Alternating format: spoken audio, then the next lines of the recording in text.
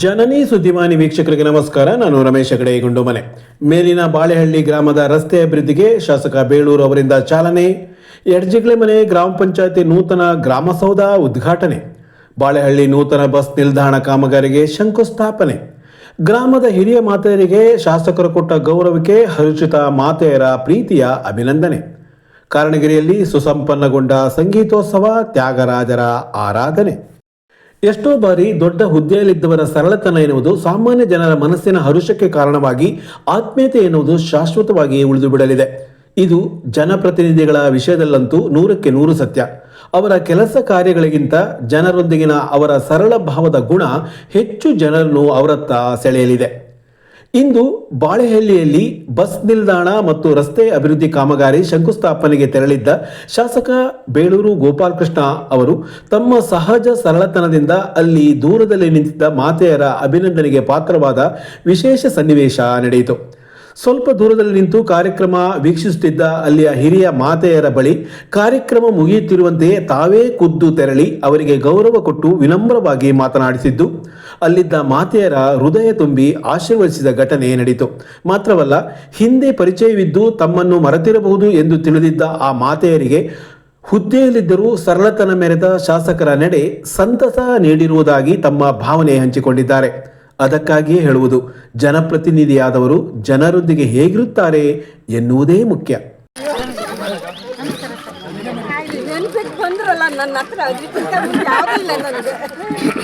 ಸಾಗರ ತಾಲೂಕಿನ ಮೇಲಿನ ಬಾಳೆಹಳ್ಳಿ ಗ್ರಾಮದ ರಸ್ತೆ ಅಭಿವೃದ್ಧಿ ಕಾಮಗಾರಿಗೆ ಅರಣ್ಯ ಕೈಗಾರಿಕಾ ನಿಗಮದ ಅಧ್ಯಕ್ಷ ಶಾಸಕ ಬೇಳೂರು ಗೋಪಾಲಕೃಷ್ಣ ಅವರು ಸೋಮವಾರ ಚಾಲನೆ ನೀಡಿದರು.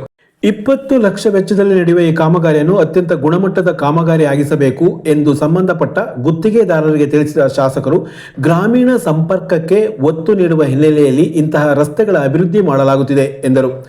ಊರ ಪ್ರಮುಖರಾದ ಶ್ರೀಧರಮೂರ್ತಿ ಬಾಳೆಹಳ್ಳಿ ಮತ್ತಿತರರು ಈ ಸಂದರ್ಭ ಹಾಜರಿದ್ದರು. ಸಾಗರ ತಾಲೂಕಿನ ಬಾಳೆಹಳ್ಳಿ ನೂತನ ಬಸ್ ನಿಲ್ದಾಣ ಕಾಮಗಾರಿಗೆ ಶಾಸಕ ಬೇಳೂರು ಗೋಪಾಲಕೃಷ್ಣ ಅವರು ಶಂಕುಸ್ಥಾಪನೆ ನೆರವೇರಿಸಿದರು.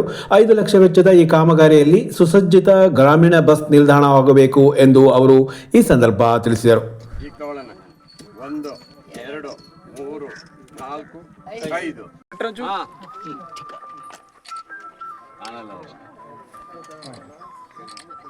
ನಿಮ್ಮ ಹಕ್ಕನ್ನು ನೀವು ಕೇಳಬೇಕು, ಇದರಲ್ಲಿ ಯಾವುದೇ ಅಂಜಿಕೆ ಇರಬಾರದು ಎಂದು ಅರಣ್ಯ ಮತ್ತು ಕೈಗಾರಿಕಾ ನಿಗಮದ ಅಧ್ಯಕ್ಷ ಶಾಸಕ ಬೇಳೂರು ಗೋಪಾಲಕೃಷ್ಣ ಅವರು ಹೇಳಿದರು.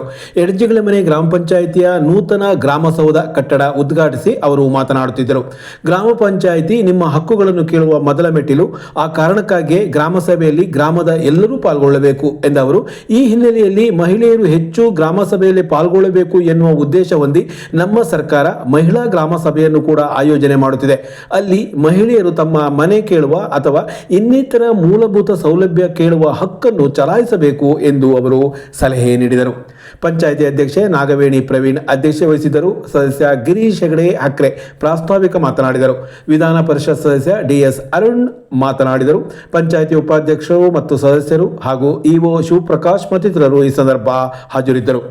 ವಿಶೇಷವಾಗಿ ವಿಧಾನಸಭಾ ಮಾಜಿ ಸಭಾಪತಿ ಕಾಗೋಡು ತಿಮ್ಮಪ್ಪನವರು ಪಾಲ್ಗೊಂಡು ಗೌರವ ಸ್ವೀಕರಿಸಿದರು. ಮತ್ತು ಇದೇ ವೇಳೆ ಪ್ರಶಸ್ತಿ ಪುರಸ್ಕೃತ ನಿವೃತ್ತ ಶಿಕ್ಷಕ ಸತ್ಯನಾರಾಯಣ ಸಿರುವಂತೆ, ಈಶ್ವರಪ್ಪ ಹಾಗೂ ರಾಜ್ಯ ಮಟ್ಟದಲ್ಲಿ ಸಾಧನೆ ಮಾಡಿದ ಕ್ರೀಡಾಪಟುಗಳಾದ ಪಂಚಮಿ, ಪ್ರತೀಕ್ಷಾ, ವಿನಯ್ ಅವರನ್ನು ಪ್ರೋತ್ಸಾಹಿಸಿ ಸನ್ಮಾನಿಸಲಾಯಿತು. ರಾಜ್ಯ ಸರ್ಕಾರಗಳು ಹಣಕಾಸನ್ನು ಕೊಡುವಂಥದ್ದಿದ್ರು ಇಲ್ಲಿಯ ವ್ಯವಸ್ಥೆಯನ್ನ ಬದಲಾವಣೆಗೆ ಸಾಧ್ಯ ಇಲ್ಲ. ಅದಕ್ಕೆ ನಾನು ಬಹಳ ಜನ ಇವತ್ತು ಇಲ್ಲಿಯ ನಾಗರಿಕ ಬಂಧುಗಳಿಗೆ, ತಾಯಿಂದರಿಗೆ ಹೇಳೋದಿಷ್ಟೇ, ಯಾವ ಗ್ರಾಮ ಸಭೆಯನ್ನ ಕರೆದಾಗ ಬಹಳ ಜನ ಹೆಣ್ಣು ಮಕ್ಕಳು ಬರೋದಲ್ಲ ಅಂತ ಹೇಳಿ ಈ ವರ್ಷ ಈಗ ಮಹಿಳಾ ಗ್ರಾಮ ಸಭೆಯನ್ನು ಸಹ ರಾಜ್ಯ ಸರ್ಕಾರ ನಿಮಗೆ ಕೊಟ್ಟಿದ್ದಾರೆ. ಅಲ್ಲಿ ಬರೀ ಗಂಡಸರು ಇರ್ತಾರೆ, ನಾವು ಹೋಗಿ ಏನು ಚರ್ಚೆ ಮಾಡೋದು, ನಾವು ಏನು ಮಾತಾಡೋಕ್ಕಾಗತ್ತೆ ಅವ್ರ ಮುಂದೆ ಅನ್ನೋದು ಭಯ ಬೀಳ್ತಿದ್ರಿ ನೀವು. ಅದಕ್ಕಾಗಿ ಈಗ ರಾಜ್ಯ ಸರ್ಕಾರ ಹೊಸ ತೀರ್ಮಾನ ಮಾಡಿ ಮಹಿಳಾ ಗ್ರಾಮ ಸಭೆ ಮಾಡಿದ್ದಾರೆ. ನಿಮಗಾಗೆ ಒಂದು ಸಭೆ ಮಾಡಿದ್ದಾರೆ. ಅಲ್ಲಿ ನೀವು ಚರ್ಚೆ ಮಾಡ್ಬೇಕು. ಮನೆ ಬಂದಿದೆ ಅನ್ರಿ, ನಮಗೆ ರಸ್ತೆ ಬಂದಿದೆ ಅನ್ರಿ, ನಮಗೆ ಇನ್ನೊಂದು ಬಂದಿದೆ ಅನ್ರಿ ಅಂತ ಕೇಳಬೇಕು. ನೀವು ಬರ್ತಾ ಇದ್ದಾರನ್ರಿ ಮಹಿಳಾ ಗ್ರಾಮ ಸಭೆಗೆ? ಅಧ್ಯಕ್ಷರೇ, ಎಷ್ಟು ಜನ ಬರ್ತಾರೆ? ಬಹಳ ಅಂದ್ರೆ ಎಷ್ಟು ಜನ? 25 ಬರ್ತಾರ? ಸಾಬಾಷ್, ಅಷ್ಟು ಸಾಕ್ಬಿಡಿ. ಸದ್ಯಕ್ಕೆ ಅಷ್ಟು ಜನರು ಬಂದ್ರೆ ಸಾಕು. ಹಕ್ಕುಗಳನ್ನು ಕೇಳ್ಕೋಬೇಕು. ಯಾವುದೇ ಹಕ್ಕನ್ನು ಕೇಳಬೇಕಾದ್ರೆ ತಮ್ಮ ಗ್ರಾಮ ಸಭೆಯಲ್ಲಿ ಬರಬೇಕು. ಬಹಳ ಜನಕ್ಕೆ ಏನಾಗುತ್ತೆ, ಮನೆ ಬಂದಿರ್ತದೆ, ಮನೆ ಬೇರೆಯವ್ರು ತಗೊಂಡೋಗ್ಬಿಡ್ತಾರೆ ಗ್ರಾಮ ಸಭೆ ಮಾಡಿ.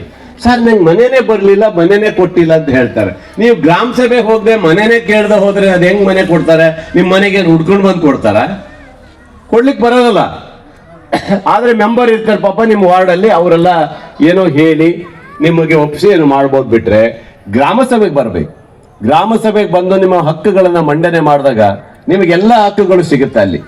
ಅದನ್ನ ಮಾಡಬೇಕು. ಇಲ್ದ ಹೋದ್ರೆ ಯಾವ ಹಕ್ಕುಗಳು ನಿಮಗೆ ಸಿಗುವುದಿಲ್ಲ.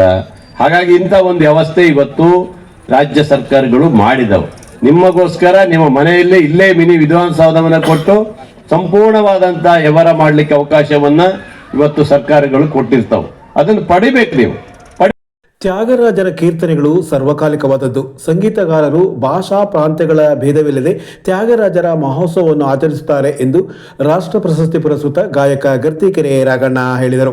ಕಾರಣಗಿರಿ ಶ್ರೀ ಸಿದ್ಧಿವಿನಾಯಕ ಸಭಾಭವನದಲ್ಲಿ ಗ್ರಾಮ ಭಾರತಿ ಟ್ರಸ್ಟ್ ಮತ್ತು ರಾಷ್ಟ್ರೋತ್ಥಾನ ಬಳಗ ಕಾರಣಗಿರಿ ಆಶ್ರಯದಲ್ಲಿ ನಡೆದ ತ್ಯಾಗರಾಜರ ಆರಾಧನೆ ಸಂಗೀತೋತ್ಸವ ಉದ್ಘಾಟಿಸಿ ಅವರು ಮಾತನಾಡುತ್ತಿದ್ದರು.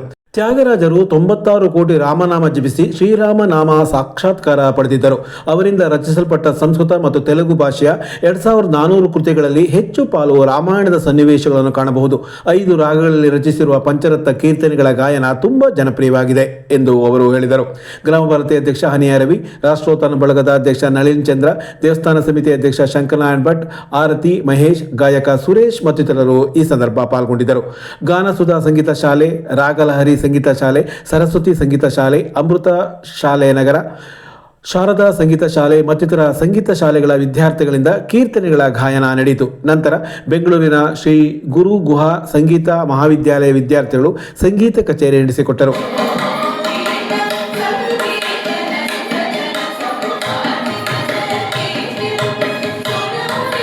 ನಮಸ್ಕಾರ.